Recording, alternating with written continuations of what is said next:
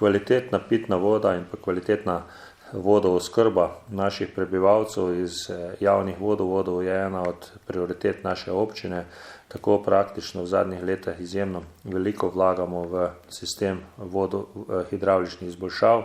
V letu 2013 do 2015 smo imeli izjemno obsežno investicijo hidravličnih izboljšav v občini Brežice, vredno skoraj 6 milijonov evrov. Zraven tega smo potem v naslednjem letu izdelali tudi novo vrtino, ki bo zagotavljala zanesljivo oskrbo.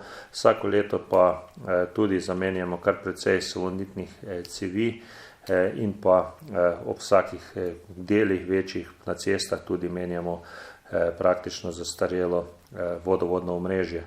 Naj povem, da imamo v občini praktično skoraj 800 km vodovodnih sistemov, zato je seveda naša skrb za vodovode izjemna.